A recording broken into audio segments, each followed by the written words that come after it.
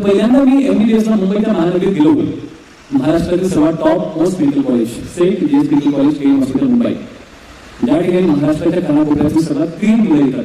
हे पूर्ण 12 जसं मुंबई MBBS चा हॉल असतो तसं आमचं 180 मुलांची बॅच होती फर्स्ट इयरची.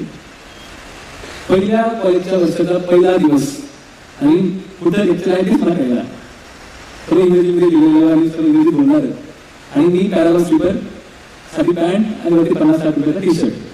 त्यामुळे कसलाही नवीलापणा नव्हता.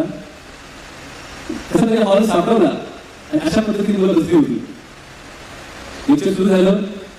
कॉलेजचे डीन गायडन्स करत होते आणि मी घाबरत दरवाजा उघडला आणि खाली मान करून वर जायला लागलो.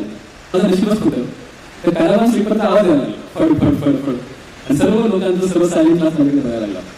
हे कुठल्या गावातले एअरपोर्ट आले पडले गावामध्ये आला. जेव्हा मी कोपऱ्याच्या सीटमध्ये बसलो